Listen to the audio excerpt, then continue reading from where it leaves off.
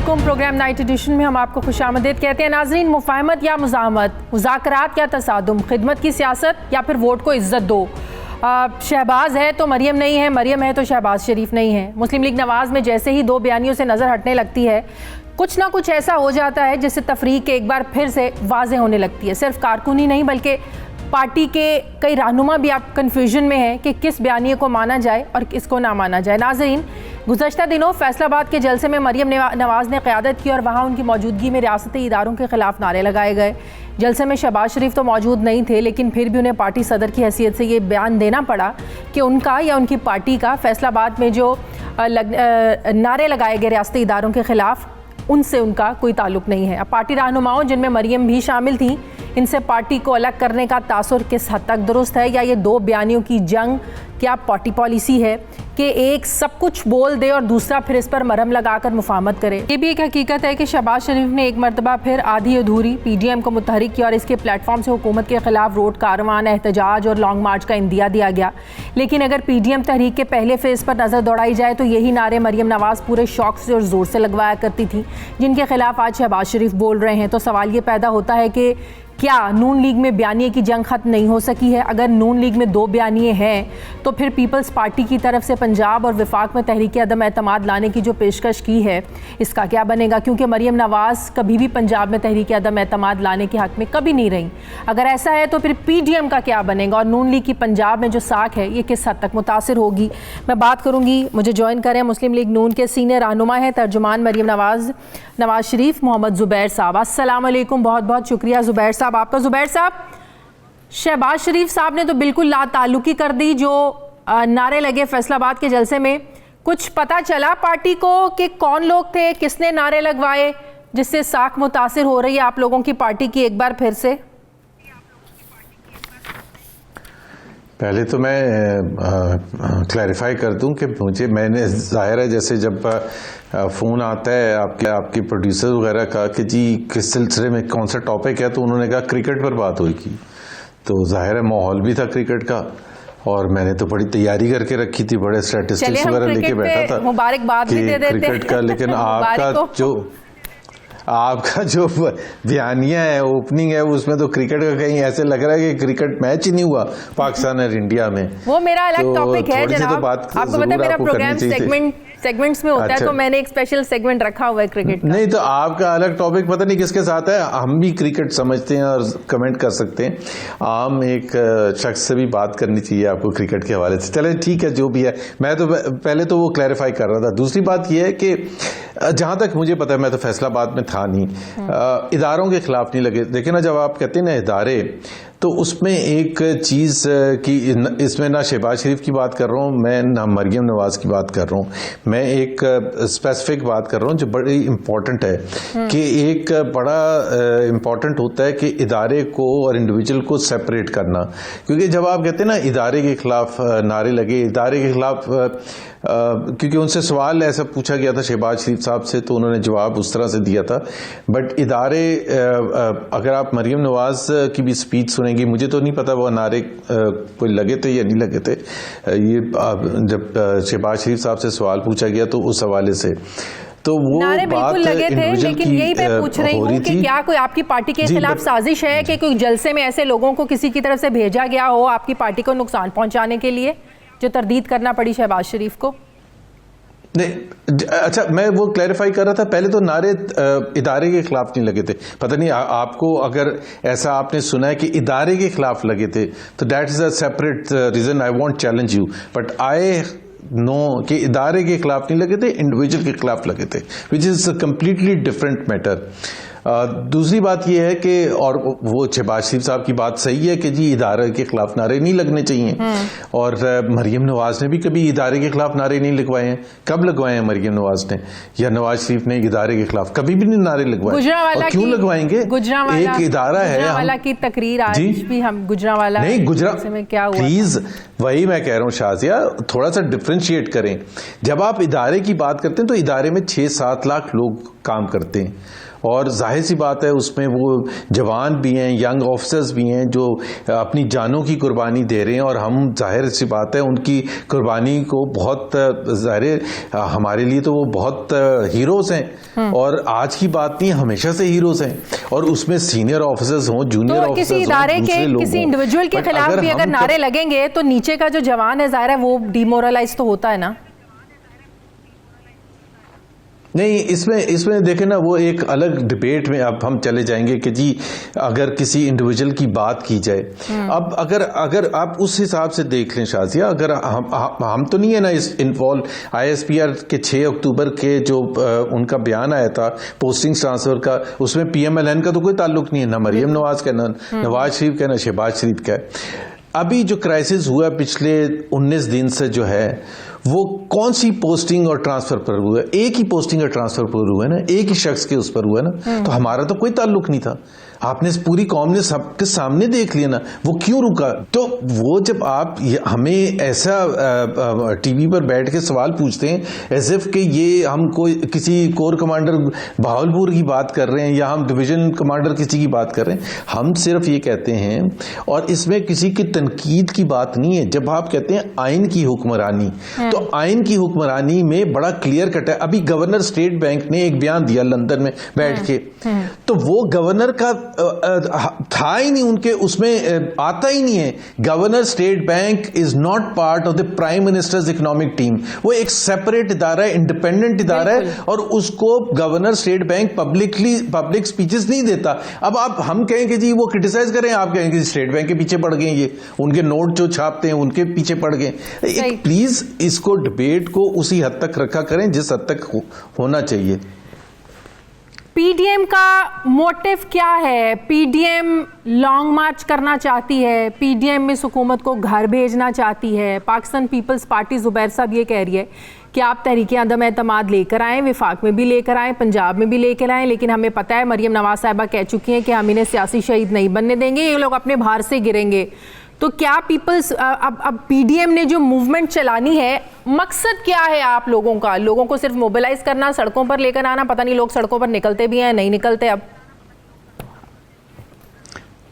आप निकले ना तो और भी लोग निकलेंगे। जब आप को फर्क नहीं पड़ा महंगाई का, तो जाहिर है लोग तो आपको ऐसा मॉडल देखते हैं कि जी ये महंगाई है ही नहीं, इनको तो आप आराम से बैठी हुई हैं, ये घर में बैठी हुई हैं। तो जाहिर है एक एहतजाज का एक तरीका होता है, पूरे यूरोप में होता है, हर जगह होता है, मिलियन मार्चेस भी होती हैं जब मईशत हिट करती है आम लोगों को। दूसरी बात यह है कि there is a difference between in house change और हुकूमत के गिरने का। बिल्कुल।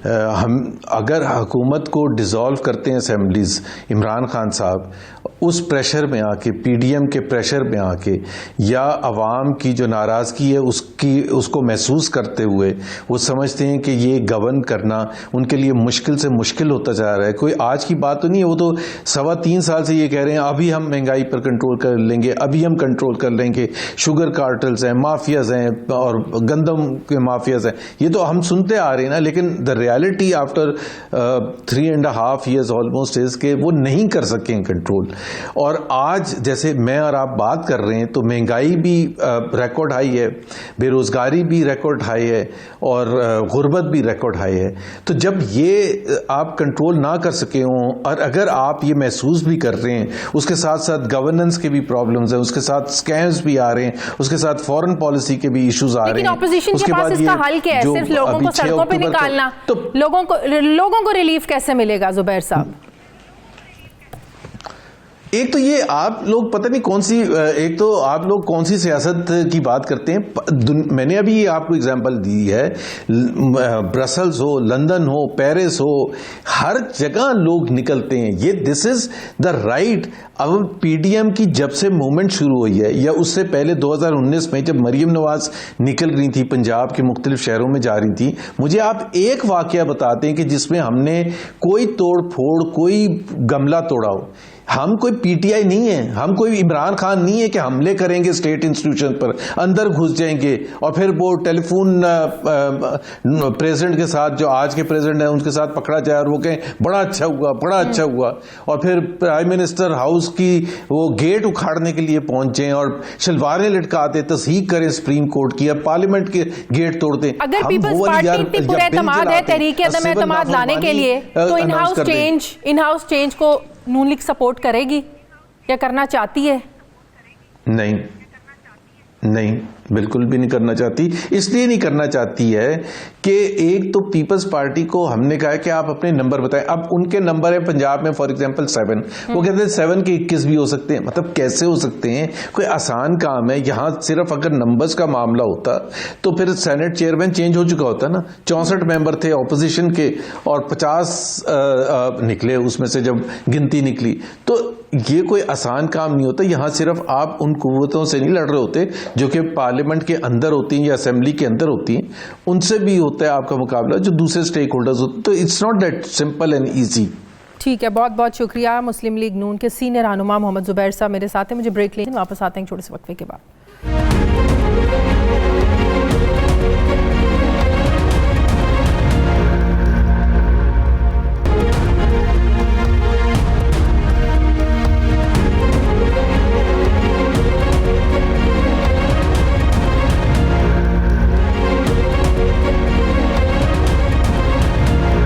ब्रेक के बाद एक बार फिर से आपको खुशामदीद कहते हैं। नाजरीन, कौन होगा नया वज़ीर आला बलूचिस्तान जिसे असम्बली अरकान को कोई शिकायत नहीं होगी, वो सूबे की गवर्नेंस भी अच्छे तरीके से चलाएगा, ब्यूरोक्रेसी को इज्जत भी देगा और अपनी वजारत आला की सीट भी बचाए रखेगा।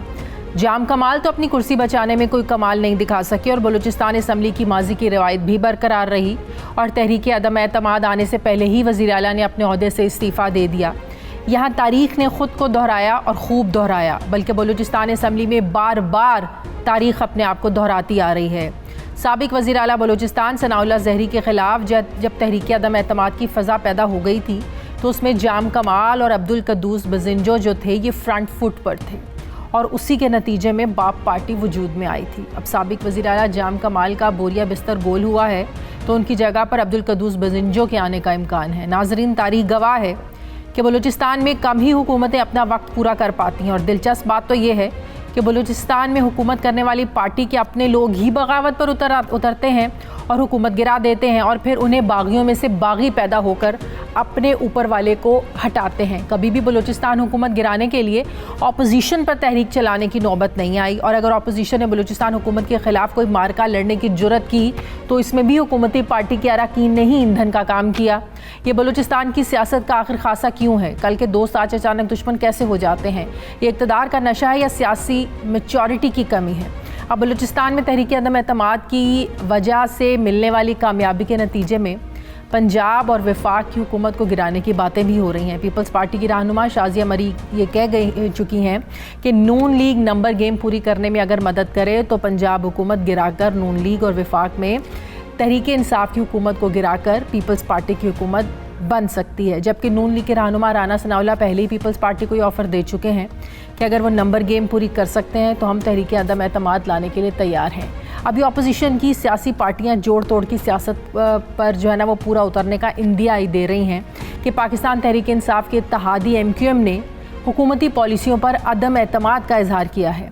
MQM के कन्वीनियर खालिद मकबूल सिद्दीकी ये कहते हैं कि महंगाई के मामले पर हुकूमत की संजीदगी नज़र नहीं आती, हमारी जमात परेशान है, कुछ रोज़ में अगला लाहे अमल हम देंगे। अब क्या होगा MQM का अगला लाहे अमल और ये हुकूमत के ख़िलाफ़ अदम एतमाद और हुकूमती पॉलिसियों पर अदम एतमाद की जो सियासत है ये क्या कोई पाकिस्तानी सियासत में कोई नया मोड़ लाने का सबब बन सकती है? इसी पर मैं बात करूँगी। मुझे ज्वाइन करेंगे नाराज़ रुकने बलूचिस्तान असम्बली असद बलोच साहब हैं और जाम कमाल ग्रुप के रहनुमा ज़िया लांगू साहब हैं। अस्सलाम वालेकुम, बहुत बहुत शुक्रिया आप दोनों मेहमानों का। असद बलोच साहब, आपसे पहले बात करती हूँ। आप लोग तो अपने मकसद में कामयाब हो गए, जाम कमाल साहब ने इस्तीफ़ा दे दिया, अगला वज़ीर आला होगा कौन? अगला वज़ीर आला के लिए रात को हमारी मीटिंग हुई, काफ़ी देर तक मुत्तफ़िका राय पे, जिसमें 41 हमारे मेंबरों ने मुत्तफ़िका तौर पे कद्दूस बेज़ंजो को नया वज़ीर आला के लिए नामज़द किया। लेकिन क्या वज़ीर आला के बदलने से आप समझते हैं कि सूबे के हालात बदलेंगे? वो भी बाप पार्टी से ज़ाहिर हैं बजिंजो साहब, तो जो जिन एहसास से महरूमियों की बात हो रही थी या अवाम के हुकूक की बात हो रही थी या जो आप लोगों के मसाइल थे, क्या वो सिर्फ वज़ीर आला के बदलने से सब कुछ बदल जाएगा? नहीं, हमारे कोई जाती अगराज और मकासद नहीं है कि हम चेहरों को बदलें और किसी को कुर्सी पे आके बिठाएं। हमारा मकसद बलूचिस्तान के मफलूकुल हाल गरीब इस्तिसार ज़दा इस सूबे के लिए खिदमत करना है। तो इस हवाले से बहुत से ऐसी चीज़ें हैं जो जाम में वो कमियां मौजूद थी। जाम तो का एक रवैया, एक पॉलिटिकल जो शख्सियत होती है वो रवैया उनमें नहीं था। यानी उसकी पॉलिटिकल तरबियत कहाँ हुई थे, उनके जहन में यही था कि ये पार्टी नए नए से बन गया है और इसको लेकिन ये वही जाम कमाल साहब थे ना जिन्होंने, अब जिनको बजिंजो साहब को आप लाना चाह रहे हैं, इन्होंने मिलकर सनाउल्लाह ज़हरी के खिलाफ भी तहरीक में जो है ना वो अब आगे थे, तो आज एक दूसरे के खिलाफ हो गए। तो ये क्या कोई इसको सियासी आप समझते हैं कि ये सियासी तब्दीली है या ज़ातियात पर मबनी एक लड़ाई थी? नहीं, यहाँ जातियात के मसला नहीं है, जो कोई कबायली तो झगड़ा नहीं है, कोई जमीनों का यहाँ झगड़ा नहीं है। बलूचिस्तान के लिए 1000 अरब का जब बजट बनता है तो इस बजट को लोगों के दहली तक पहुंचाने के लिए प्लानिंग होती है, मनसूबाबंदी होती है। उस मनसूबाबंदी के हवाले से अवाम की जो एहसास महरूमी है उसको ख़त्म करना है। तो बलूचिस्तान के 1-2 डिस्ट्रिक्ट को अगर आप फोकस करेंगे कि मैंने बड़ी पैमाने पे काम किया है, जाम साहब ने अपने हल्के में 20 से 22 अरब लेके गए सूबाई बजट से और वफाक से उन्होंने काफ़ी बजट लेके गए, तो कहाँ का इंसाफ है? तो एक वजीर आला होती है जिसकी एक वोट होते हैं, असम्बली का मेंबर है, हम भी असम्बली के मेंबर हैं, उसके कोलेशन पार्टनर थे। तो यकसानियत होनी चाहिए, रवैयों में बेहतरी होनी चाहिए। तो हम समझते हैं एजुकेशन प्लानिंग अगर आपका है तो एक डिस्ट्रिक्ट के लिए नहीं होनी चाहिए, वो तो बलूचिस्तान के दूर दराज इलाकों में ऐसी आप प्लानिंग करें कि उसके दूरस्थ नताज ही निकले। सही, ऐसी कोई प्लानिंग नहीं। लांगू साहब भी साथ हैं, जाम साहब को तब्दील करने की सही। ये तो मेरे भतीजे को आपने बिठाया, मेरे साथ बिठाया। ज़िया लांगू साहब भी मेरे साथ हैं, तो ज़ाहिरा उनका भी पॉइंट ऑफ व्यू आ जाएगा इस पर। लांगू साहब, क्यों इतना मायूस किया जाम कमाल साहब ने कि अपनी पार्टी के लोग नाराज़ हो गए और उन्होंने इस तरह बगावत कर दी? अस्सलाम वालेकुम। सबसे पहले तो जिस तरह मीर साहब ने फरमाया, आपने मेरे चाचा के सामने मुझे बिठाया है और चाचा के साथ अभी अच्छा, आपका क्वेश्चन बिल्कुल वैलिड है। देखें, ये हुकूमत जब चल रही थी, हम सारे अलाइज सारे दोस्त इकट्ठे थे, तो कुछ दोस्तों के इख्तिलाफात हो गए, जिसमें मीर असदुल्लाह बलोच साहब की पार्टी भी थी, हमारे दोस्तों की भी दोस्त भी थे। तो ये लोग अलग गए, एक ग्रुप के साथ में बनाकर हुकूमत की जाम साहब से इस्तीफे का मुतालबा किया, जो वो कामयाब भी हो गए। तो अभी हम बारीकी चीज़ों को देख रहे हैं, क्योंकि इमरान खान साहब ने इस 3 सालों में बलूचिस्तान में अरबों रुपए लगाए, जिसकी तारीख में कोई मिसाल नहीं मिलती है। तो मैं समझता हूँ कि बलूचिस्तान को, लेकिन वो अरबों रुपए कहाँ लगे, यही तो बलोच साहब भी बात कर रहे हैं कि पैसा लगता हुआ कहीं नजर नहीं आया। इतने फंड्स मिले, इतने पैसे मिले, लेकिन लगे कहाँ पर पैसे? आप बलूचिस्तान में जब आएंगे, बलूचिस्तान में फिरेंगे, घूमेंगे, तो आपको नजर आ जाएगा कि पैसे कहाँ लगे हैं। लेकिन जो लोग नाराज हैं उनको ही दिखा देते आप लोग, उनको भी नजर, हम तो बड़ी दूर बैठे हैं। पैसे तो नजर उनको भी मिले हैं। मैं अपनी बात करता हूँ कि मेरे अपने डिस्ट्रिक्ट में जो है, मुझे जाम साहब के अपने हल्के से कम पैसे लगे हैं, लेकिन तारीख में हमारे हल्कों में करोड़ों से ज्यादा पैसा नहीं लगा है। अभी इस मरतबा अरबों रुपए लग रहे हैं हमारे हल्कों में, तो इसमें कोई शक नहीं। अगर इतना सब कुछ हो रहा है तो ये तब्दीली फिर किन बुनियादों पर हुई है? क्यों बाप पार्टी के अपने ही लोग बगावत पर उतर आए? फिर वजह क्या थी असल में? अगर सब कुछ लग रहा था, पैसा भी लग रहा था, कोई मसाइल भी नहीं थे, अच्छी गवर्नेंस भी चल रही थी, तो फिर ये तब्दीली की नौबत क्यों आई? देखिए, कुछ दोस्तों के अपने मसले। अभी असद बलोच साहब बैठे हैं, उनको पता है, ज़हूर कुलैदी साहब हमारे फाइनेंस मिनिस्टर थे, उनके हल्के में बहुत ज्यादा पैसा लगा है, वो भी नाराज थे। असद बलोच साहब के कुछ जीनियन इश्यूज थे, उनके कुछ डिस्ट्रिक्ट में मसले थे, उसके बारे में इनके खदशात थे, वो दुरुस्त थे। बाकी ऐसे ऐसे मसले थे। सबका मसला ये नहीं था कि हमारे हल्कों में पैसा नहीं लग रहा है। तो बाकियों के मसाइल फिर क्या थे? कोई कहता है कि मुझे टाइम कम मिलता था सीएम हाउस में मिलने में, कोई कहता है कि मैं इसी किस्म के मुख्तलिफ। बलोच साहब, क्या सिर्फ टाइम ना मिलने की वजह से बहुत से लोगों ने जो है ना वो बगावत की है कि टाइम नहीं देते थे कमाल साहब? नहीं, जाम साहब का एक सबसे बड़ा अलमिया यह था कि वो हर चीज अपने पास रखने की कोशिश करता है। ये जब गवर्नमेंट आप बनाते हैं तो ये एक टीम की सूरत पे चलता है, सलाह मशवरा के साथ ही चलते हैं। बलूचिस्तान इतनी पसमानदा है और इसकी सैकड़ों साल की पसमानदगी एक अच्छे टीम के साथ तब आप कोई चीज डिलीवर कर सकते हैं। आप देखें ना, जाम साहब का इतना लालच था कि सीएम का मनसब एक तो खुद बड़ा मनसब है, उसके काम सुबह दिन तक 8-10 घंटे काम अगर करें फिर भी उसके लिए ये कम पड़ते। उन्होंने पीएनडी भी अपने पास रखा जो बड़ा महकम है, फिर हेल्थ भी अपने पास रखा उन्होंने, माइंस भी अपने पास रखा, फॉरेस्ट भी अपने पास रखा। तो इसको मैं किस चीज का नाम दे दूं? भरोसा नहीं था उसको किसी पे, या वो टीम के तौर पे काम करना नहीं चाहता, या अपने को अक्ल कुल समझता था। वो तो प्लानिंग कर रहा था कि आने वाले नेक्स्ट जब इलेक्शन होंगे तो 2028 तक मैं अगले दफा भी वजीर आला बनूं। उसके लिए तो ख्वाहिशात तो हो सकते हैं, ख्वाब हो सकती है, एक इसमें कोई कैदोबंद नहीं है।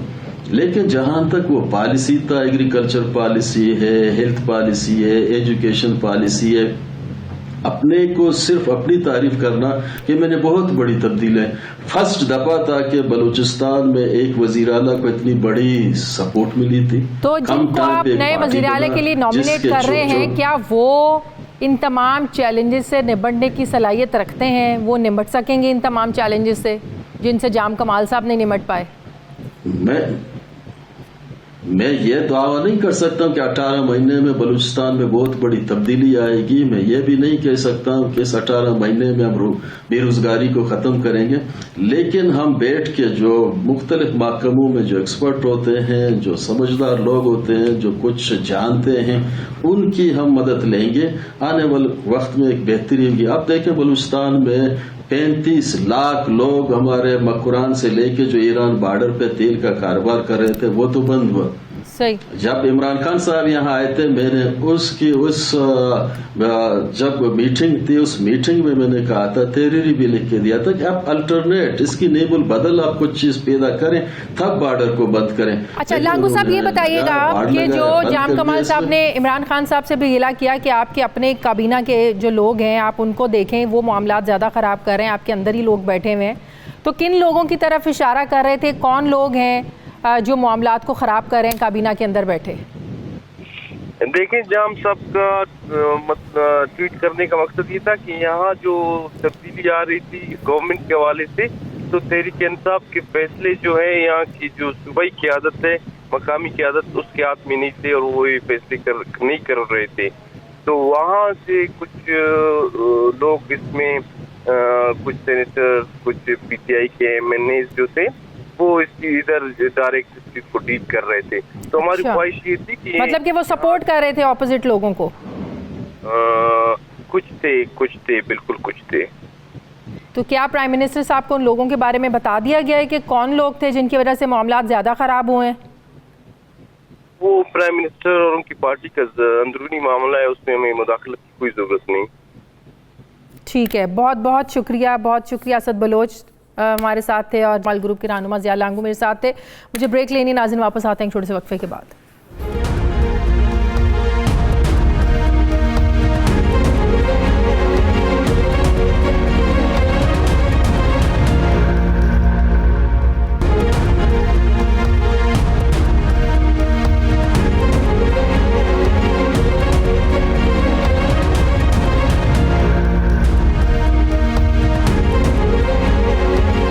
एक बार फिर से आपको खुशामदीद कहते हैं। वज़ीर मुमलिकत बराए पार्लिमानी उमूर तहरीक इंसाफ के रहनुमा अली मोहम्मद खान साहब मुझे ज्वाइन कर रहे हैं। अस्सलाम वालेकुम, बहुत बहुत शुक्रिया अली मोहम्मद खान साहब आपका। अली मोहम्मद खान साहब, वज़ीर आला बलूचिस्तान ने इस्तीफ़ा बहरहाल दे दिया, बड़ी उम्मीदें थी उनको कि उनके जो नाराज़ लोग हैं वो मान जाएंगे, बहरहाल ऐसा नहीं, और विफाक से उनको बड़े गिले हैं, बड़े शिकवे हैं, और उन्होंने प्राइम मिनिस्टर से कहा है कि अपने अंदर के बैठे लोगों को देखें जो आपका सिस्टम ख़राब कर रहे हैं और मज़ीद आगे भी ख़राब करेंगे।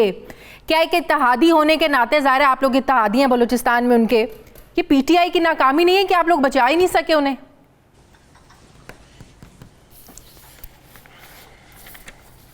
बहुत शुक्रिया। बिस्मिल्लाहिर्रहमानिर्रहीम, अल्लाहुम्मा सल्लि व सल्लिम व बारिक अला सय्यिदिना मुहम्मद।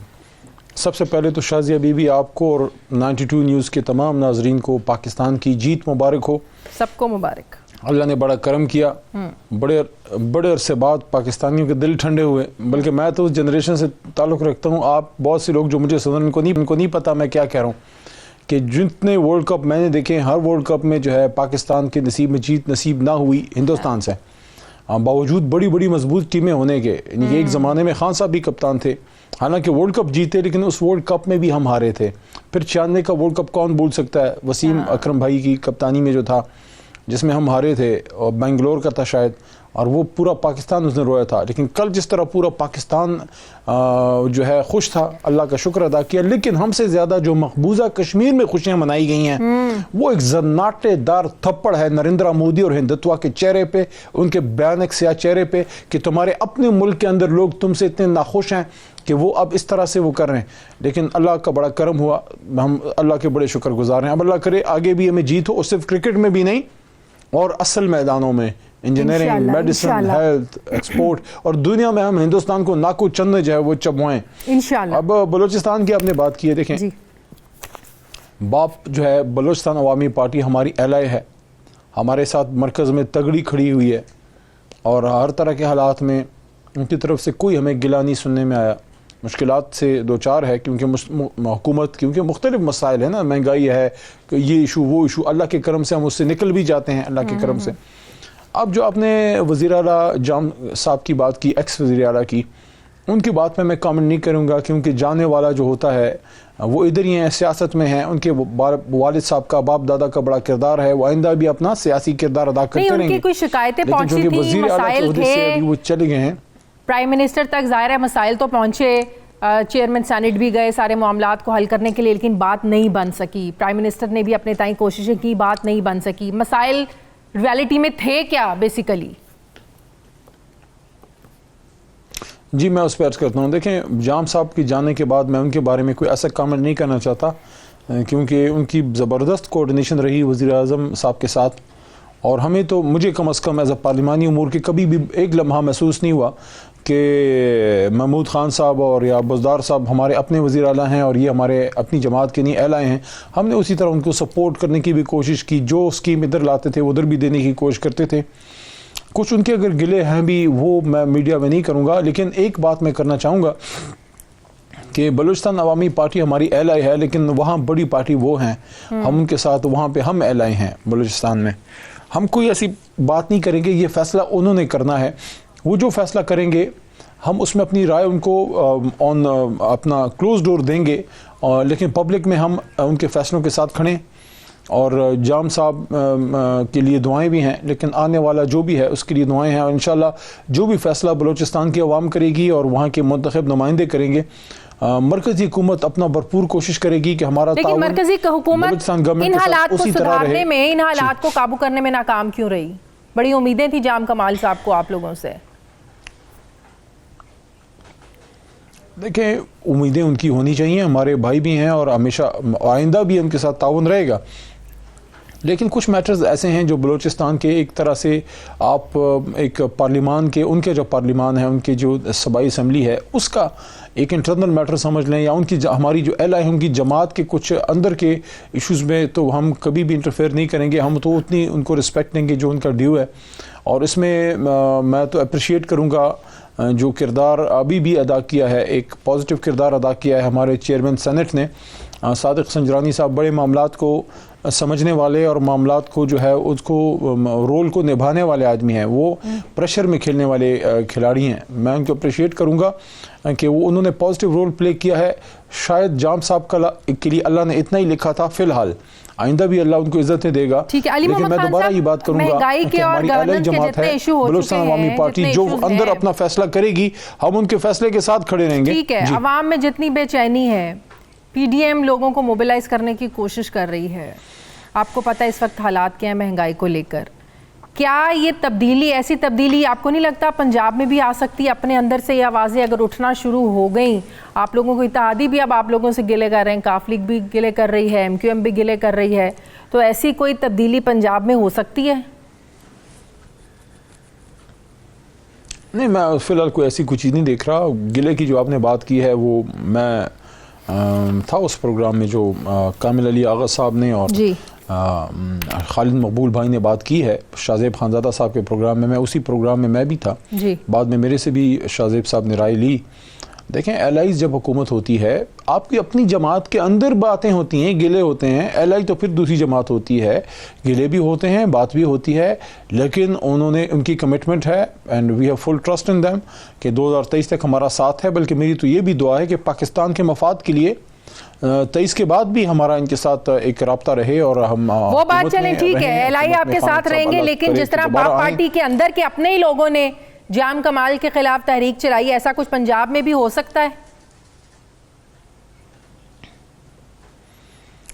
देखें, अभी कबल वक्त है ऐसी कोई बात करना। अभी तो उस कोई ऐसा कोई इशू नहीं है। बुज़दार साहब शुरू में अगर कोई बात थी भी, अभी तो उन्होंने बड़ा मामलात पे कंट्रोल भी कर लिया है और वो अब कोशिश कर रहे हैं कि मामलात बेहतर से बेहतर की तरफ जाएं। चैलेंजेस पंजाब में बेशुमार हैं, बहुत सी इशूज़ पे शायद हम भी मुतमईन ना हो, लेकिन देखें अगर हम मुतमईन हो गए तो फिर लड़ाई या मेहनत या जदोजहद काहे की, किस चीज़ की?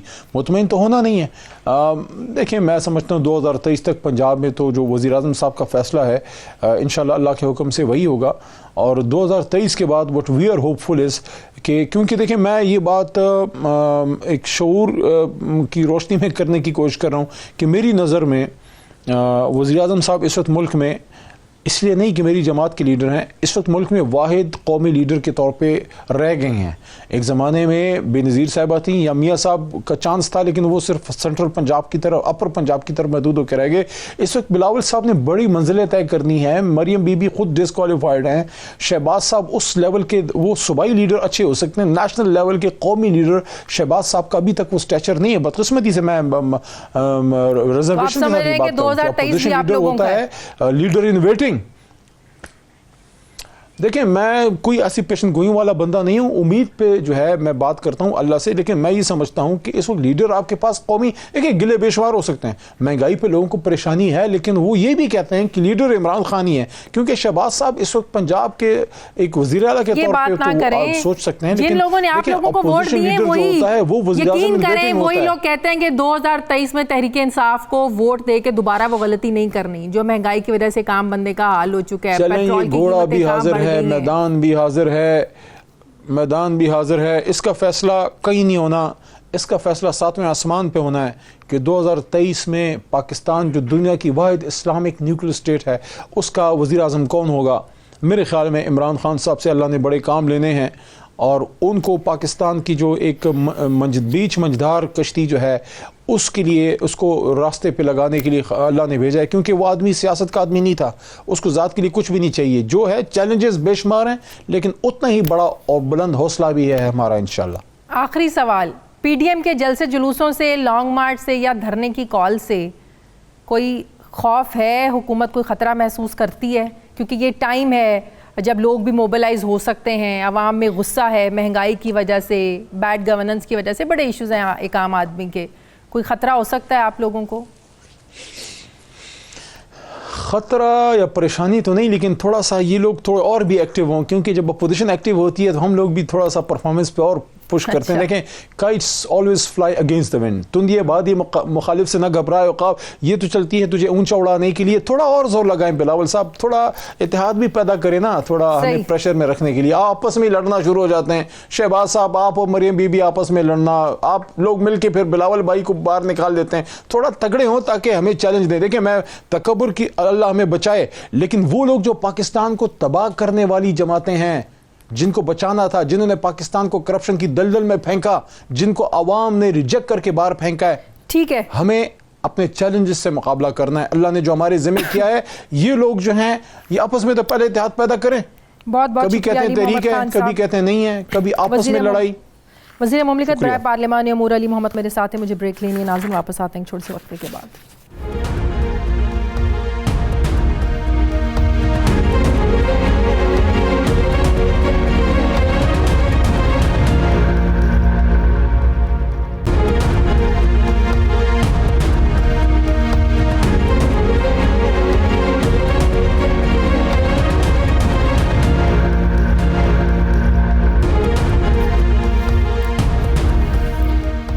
ब्रेक के बाद एक बार फिर से आपको खुशामदीद कहते हैं। नाज़रीन, ये जीत कम और बदला ज़्यादा महसूस होता है और एक खेल की जगह मैदान जंग जैसा कल मंजर था। कल दुबई में होने वाले वर्ल्ड कप के मैच में जहां पाकिस्तानी क्रिकेट टीम ने टीम इंडिया को बच्चों की तरह हराया, वहीं मैच के बाद एक दफ़ा फिर दुनिया की सबसे बड़ी जमहूरियत के दावेदार भारत का असल चेहरा भी कल बेनकाब हुआ। दोनों ओपनर्स ऐसी दीवार साबित हुए जो भारत के 11 खिलाड़ियों से भी ना टूटी और दोनों जीत के साथ नॉट आउट वापस आए। पाकिस्तान के हाथों इबरतनाक शिकस्त के बाद जहां भारतीय शहरियों को टीवी तोड़ता देखा जा सकता है, वहीं तंग नज़र भारतीय शहरियों की तरफ से भारतीय पंजाब में ज़ेरे तालीम कश्मीरी मुसलमान तालिब इल्मों को तशद्दुद का निशाना बनाया गया और उनके हॉस्टल्स के कमरों को तोड़ा गया, तोड़ फोड़ की गई, तंग किया गया, मारा पीटा गया।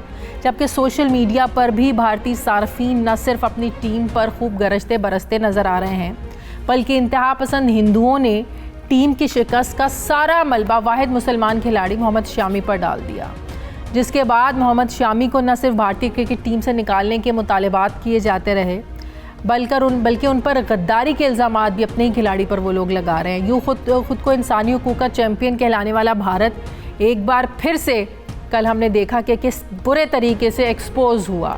जबकि माजी में भी देखा जा सकता है कि भारत ने जहाँ पर हर महाज पर पाकिस्तान के साथ तंग नज़री और तासुब का मुजाहरा किया, वहीं खेल के मैदान में भी भारत ने पाकिस्तान के ख़िलाफ़ ऐसे ही ओछे हथकंडे इस्तेमाल करते हुए हमेशा साजिशों का सिलसिला जारी रखा। हमने हालिया देखा कि न्यूजीलैंड टीम की पुरस्कार वापसी के मामले पर भी भारत का ही किरदार सामने आता है। वो थ्रेट ईमेल्स भारतीय शहर मुंबई से भेजी गई थीं, जिसमें VPN का इस्तेमाल करते हुए सिंगापुर की लोकेशंस दिखाई गई थी, जबकि इस वक्त भी बिग 3 की इजारादारी में भारत का एक बहुत बड़ा हाथ है, जिसका मकसद न सिर्फ पाकिस्तान क्रिकेट को माली नुकसान पहुंचाना है, बल्कि पाकिस्तान को गैर महफूज करार देकर यहाँ क्रिकेट को ख़त्म करना था। नाज़रीन, इसी पे बात करने के लिए मुझे ज्वाइन कर रहे हैं स्पोर्ट्स तज्ज़ियाकार मिर्ज़ा इकबाल बेग साहब। अस्सलाम वालेकुम, बहुत बहुत शुक्रिया मिर्ज़ा साहब आपका। सबसे पहले तो मुबारकबाद, पूरी कौम को मुबारकबाद, सबको मुबारकबाद कि पाकिस्तान ने 10 विकेटों से भारत को शिकस्त दी, कल बड़ी ज़बरदस्त जीती। क्या यही जीत ये सब एक्सपेक्टेड था? देखिए शादिया, जब ये मैच पाकिस्तान और भारत का शुरू होने जा रहा था तो उससे पहले लोगों के दिलों में बड़े वसवसे, बड़े खदशात थे कि क्या भारत अपने रिकॉर्ड को बेहतर बनाएगा और क्या पाकिस्तान इस जिंक्स को तोड़ने में कामयाब होगा या नहीं। लेकिन कल जिस तरह की कारकर्दगी पाकिस्तानी क्रिकेट टीम ने पेश की, दुनिया भर में उसकी बड़ी तारीफ की जा रही है, उसे सराहा जा रहा है। क्योंकि इवन कि इंडियन क्रिकेटर्स तारीफ करने पर मजबूर हो गए। जी हाँ, बिल्कुल तारीफ में तो मजबूर हुए इंडियन क्रिकेटर। लेकिन आप देखें, हिंदू इंतहा पसंद जो है वो मोहम्मद शामी को पाकिस्तानी एजेंट कह रहे हैं कि उन्होंने बॉलिंग अच्छी नहीं की, तो ये तो उनका नज़रिया है। लेकिन उसके बावजूद पाकिस्तान ने भारत को धूल चटाई और पाकिस्तान ने जो परफॉर्मेंस दी वो यकीनन एक ऐसी यादगार तारीखी परफॉर्मेंस है। 18 जून 2017 के बाद जब चैंपियंस ट्रॉफी का हम फाइनल ओवर लंदन में जीते, पाकिस्तान की ये परफॉर्मेंस उसी तरह की परफॉर्मेंस थी, बल्कि उससे कहीं ज़्यादा बेहतर परफॉर्मेंस थी। भारत को 10 विकेटों से हराना, और वो भी पाकिस्तान ने पहली मर्तबा किसी T20 में भारत जैसी टीम को हराया, ये एक बहुत बड़ा अचीवमेंट। और पहला मैच इस तरीके से इंडिया के खिलाफ जीतना, मुझे लगता है कि इससे नफसियाती तौर पर टीम बहुत ज़्यादा स्ट्रांग हुई है और बहुत ज़्यादा इससे मदद मिलेगी आइंदा आने वाले मैचेस में। बिल्कुल शादिया, आप देखें वो इतने कॉन्फिडेंट थे कि चार्टर्ड प्लेन लेकर आए थे अक्षय कुमार और उसके अलावा दीगर लोग, उनके जो BCCI के सेक्रेटरी हैं जय शाह और बेशुमार लोग आए हुए थे। वो इतने कॉन्फिडेंट थे कि भारत जीतेगा और हम उसकी जीत का जश्न मनाएंगे। लेकिन लगता यही है कि वो जीत का जश्न मनाने के बजाय जीत का गम भुलाने के लिए शायद वापस चले जाएं या एक आध मैच और देखें। लेकिन पाकिस्तान भारत के मैच की बात ही और है, और मैं समझता हूँ hats off to these Pakistani young cricketers. कोई शक नहीं है, जाहिर है टीम वर्क है, पूरी टीम को क्रेडिट जाता है। लेकिन रिसेंटली जो टीम मैनेजमेंट भी बदली, चेयरमैन PCB जो रमीज़ राजा साहब जिनको नॉमिनेट किया गया जो अब हैं, क्या ये उनकी भी ज़ाहिर है पॉलिसीज़ और आपको लगता है उन तब्दीलियों का भी नतीजा है?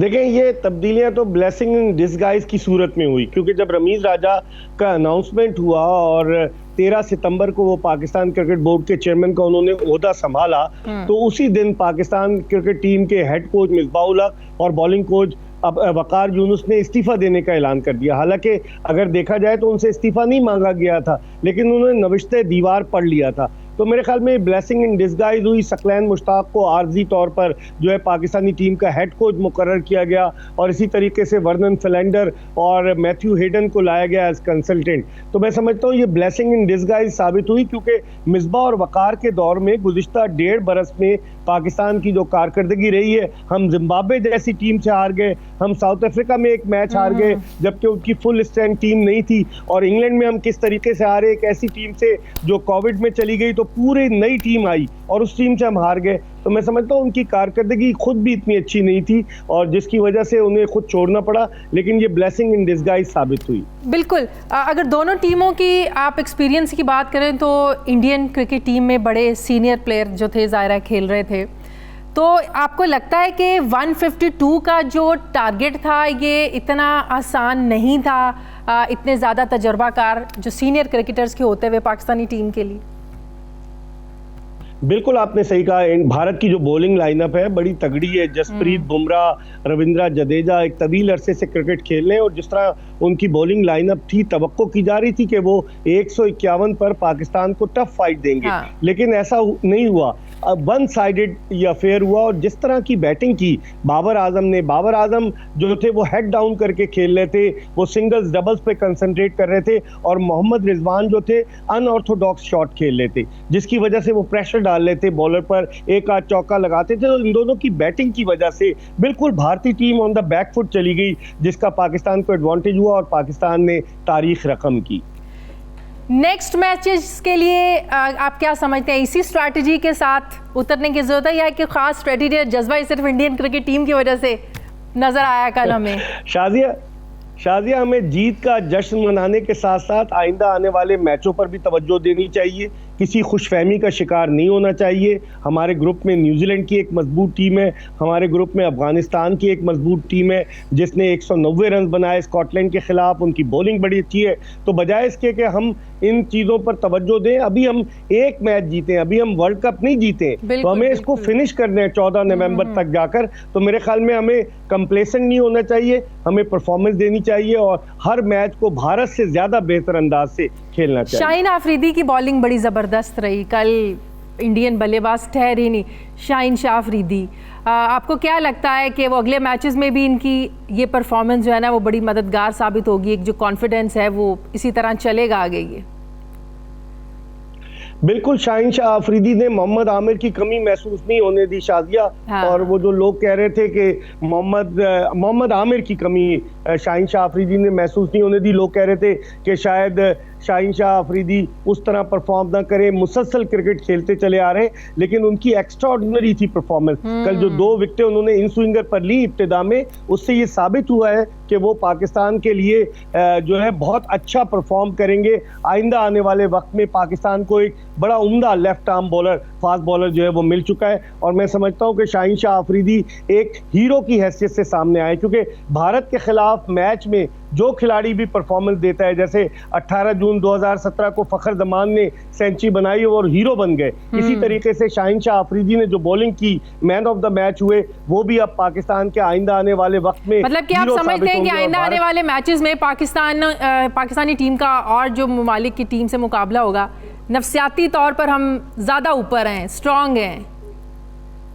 बिल्कुल, हमारा मोरल जो है वो स्काई हाई होगा और यकीनी तौर पर हमारे लिए एक बड़ा एडवांटेज होगा कि हम पहला मैच भारत के खिलाफ जीते तो आइंदा आने वाले मैचेस में हमारा मोरल बहुत हाई होगा। बहुत बहुत शुक्रिया। अब मुझे ज्वाइन कर रहे हैं नाजरीन कामरान अकमल, टेस्ट क्रिकेटर। अस्सलाम वालेकुम, बहुत बहुत शुक्रिया कामरान। सबसे पहले तो बहुत बहुत मुबारकबाद पूरी कौम को, आपको सबको मुबारकबाद जिस तरीके से ज़बरदस्त तरीके से पाकिस्तान कल जीता है भारत के ख़िलाफ़।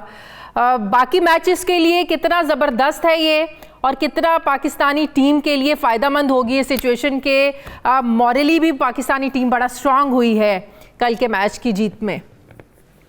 जी बिल्कुल, मुबारकबाद तो बनती है, पूरी टीम को मुबारक हो, पूरे पाकिस्तान को मुबारक हो। इतनी बड़ी खुशी है पाकिस्तान के लिए, बहुत बड़ी अचीवमेंट है और बड़ी ज़बरदस्त क्रिकेट खेली है। मोमेंटम बड़ा अच्छा स्टार्ट मिला पाकिस्तान टीम को।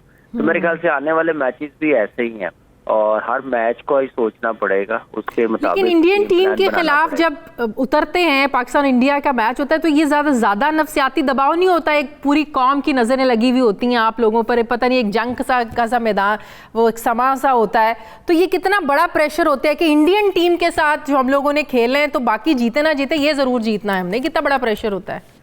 नहीं, ठीक ठाक बड़ा प्रेशर होता है और मेरे ख्याल से पाकिस्तान इंडिया का दुनिया में अगर मैच देखा जाए तो बड़ा जबरदस्त होता है, ठीक ठाक। मैंने कहा ना प्रेशर, और फिर इंडिया के खिलाफ जब वो फिर वर्ल्ड कप का मैच हो, कभी जीते ना हो, क्रिकेट हिस्ट्री में वर्ल्ड कप के मैचेस 12 मैचेस खेले हैं और यही डर लग रहा था कि 13। और हमारे यंग क्रिकेटर्स थे, विराट कोहली जैसे जबरदस्त उनके एक्सपीरियंस प्लेयर थे कल।